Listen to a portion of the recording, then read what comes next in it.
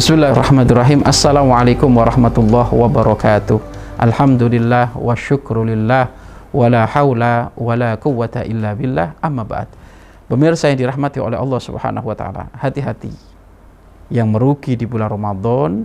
Yang pertama adalah orang yang menganggap remeh, menganggap biasa-biasa saja bulan Ramadan. Di saat orang semuanya, siapapun di jagat raya ini, makhluk-makhluk Allah semuanya mengagungkan Ramadan. Jangankan manusia, binatang-binatang, apapun yang ada di bumi, apapun yang ada di langit, kapan Ramadan tiba, mereka mengagungkan, mereka memuliakan. Lah kok ada hamba-hamba Allah ini tidak mengagungkan, tidak memuliakan? Mereka termasuk tanda orang yang bakal merugi. Itu yang pertama. Yang kedua adalah mereka yang hijrahnya, baiknya hanya Ramadan saja, sesaat di bulan Ramadan saja, sesaat di situ saja. Tetapi keluar Ramadan mereka kumat lagi, keluar Ramadan nggak karu-karuan, bahkan lebih bejat lagi. Wah, ini kacau ini. Orang kayak gini ini termasuk orang yang rugi. Kemudian yang ketiga mereka di bulan Ramadan hanya fokus puasanya menahan lapar dan dahaga. Puasanya itu hanya urusan lapar. Puasanya hanya urusan nurunin badan, diet. Puasanya hanya urusan yang penting mulutnya nggak kemasukan apapun sebelum waktunya, perutnya tidak kemasukan apapun sebelum waktunya, sehingga kelakuannya, akhlaknya masih bejat, jelek. Hubungan dengan tetangga masih jelek. Suami istri kalimatnya masih tajam. Sama orang tua masih suka berani ngelawan. Duh, puasa, ini dia puasa, tapi puasanya hanya lapar saja. Dia berbuka, dia sahur, tapi setelah berbuka sahur, tetangganya dihabisin, dijelek-jelekin, difitnah, ya kan?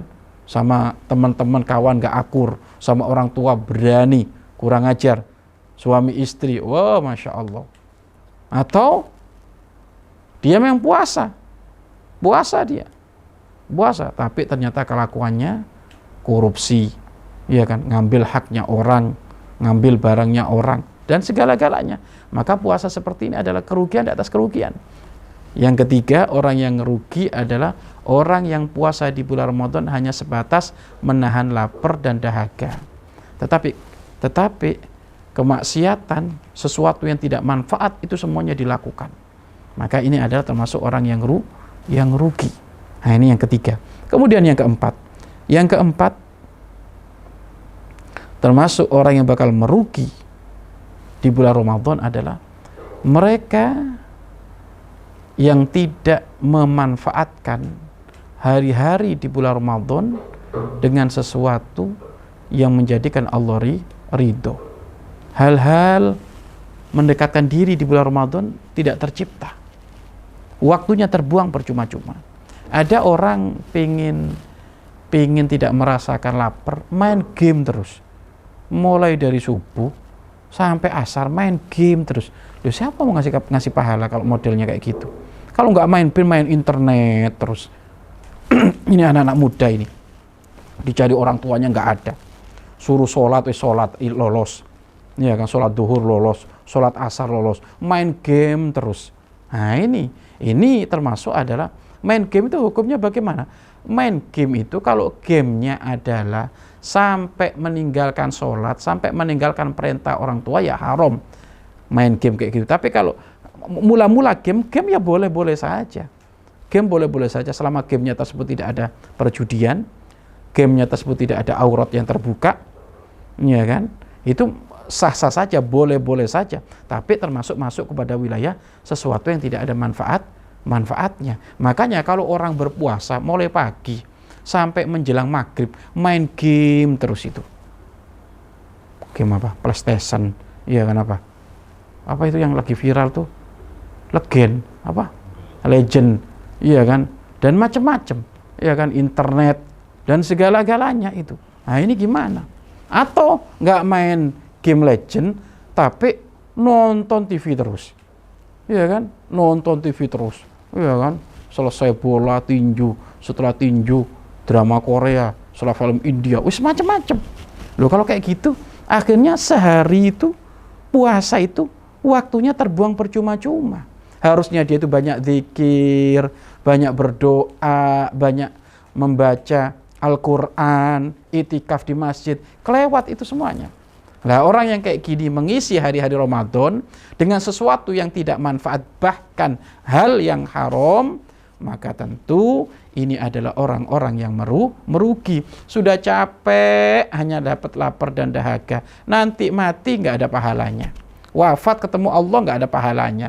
Dia berkata, ya Allah aku berpuasa bertahun-tahun, ya Allah Ramadan saya rajin-rajin. Kata Allah, rajin apa? Ramadanmu kamu isi dengan sesuatu yang nggak manfaat. Iya kan? Apa kan gitu? Atau ada kebiasaan ini di bulan Ramadan ini, malah apa? Menjelang berbuka batalin pahala puasa dengan istilah ngabuburit. Iya kan? Ngabuburit bukan dilarang, asal ngabuburitnya yang benar.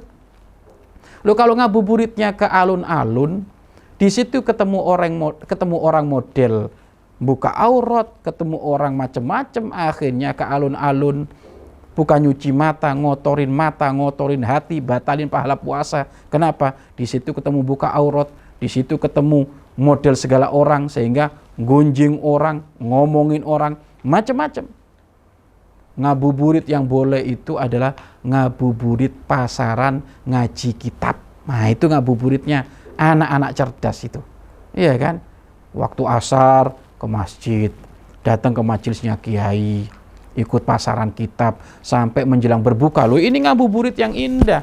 Ini ngabuburit yang benar. Itu ada pahala Allah Subhanahu wa taala. Bukan jalan-jalan ke alun-alun ngabisin bensin, tapi ternyata pulangnya malah nggak dapat apa-apa, pahalanya hilang. Iya kan?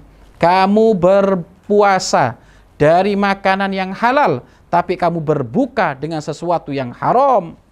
Loh, kok bisa kayak gitu? Iya, makanan di rumahmu halal, kamu nggak boleh minum kecuali waktunya nanti. Makanan itu halal, buah-buahan halal.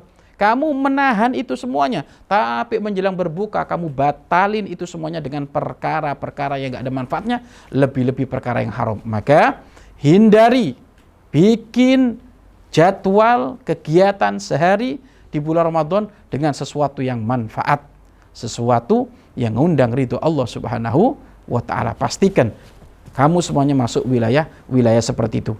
Kita melaksanakan Ramadan sudah setiap tahun, tapi dari setiap tahun kualitasnya harus naik berbobot, kualitasnya harus naik berbobot, sehingga pulang dari bulan Ramadan minal aidina wal faizin, menjadi orang-orang yang kembali membawa rahmat Allah, dan juga menjadi orang-orang yang beruntung untuk mendapatkan surga Allah Subhanahu wa taala. Yang terakhir orang yang merugi yang terakhir adalah yang tetap selalu berlumuran dengan urusan dosa-dosa dan kemaksiatan. Artinya apa? Sebelum Ramadan doyan maksiat, masuk Ramadan masih jalan maksiatnya. Iya, nggak jalan maksiatnya cuma pagi tok, pagi sore nggak jalan maksiatnya, malam kumat lagi. Nah, ini nggak boleh kayak gitu. Apa ya? Al-istimror fil maksiat, terus menerus di dalam kemaksiatan, ini dosanya double. Apalagi maksiatnya dilakukan di bulan Ramadan, double itu. Double bahaya itu. Maka jangan sampai kebiasaan di luar Ramadan, maksiat itu tetap kita lakukan. Hanya libur pagi, siang, sore, malam kumat lagi. Nggak boleh kayak gitu. Kan puasanya kan mulai dari terbitnya fajar shodiq waktu subuh sampai terbenamnya matahari waktu maghrib. Setelah itu kan bebas. Jadi kalau sudah berbuka itu ngilang. Sholat maghribnya jamaahnya kemana? Sholat isya jamaahnya kemana? Iya kan? Sholat tarawih nggak ada, ngilang. Kembali kepada kebiasaan yang nggak karu-karuan itu. Apakah di situ mohon maaf berjudi? Apakah di situ naudzubillah min mabuk-mabukan? Dan macam-macam. Wah, kalau kayak seperti ini, maka ini termasuk adalah orang yang berada di wilayah kerugian. Perhatikan pemirsa, jangan masuk kepada model 5 orang ini. 1, meremehkan Ramadan. Ya, meremehkan Ramadan, menganggap Ramadan biasa. 2, baiknya hanya di dalam Ramadan, tapi keluar Ramadan kumat lagi. 3, puasanya hanya menahan lapar dan dahaga. Puasanya hanya sebatas itu. selebihnya tetap dia termasuk melakukan hal-hal yang diharamkan oleh Allah. Kemudian yang keempat, mengisi kegiatan Ramadan dengan sesuatu yang nggak ada manfaatnya, nonton TV, konser, dia akan main game, macam-macam. Dan yang terakhir, ternyata tetap dia menjadi pelaku maksiat di bulan Ramadan, maka kerugian, dan ini sudah didoakan oleh malaikat Jibril, mereka yang masuk wilayah kerugian seperti itu, maka dia akan hina di dunia hingga di akhirat. Kata Rasulullah, amin amin wa iyadzubillah. Mudah-mudahan kita bukan golongan mereka, kita golongan orang-orang yang selamat dengan kedatangan bulan Ramadan. Wallahu a'lam bishawab.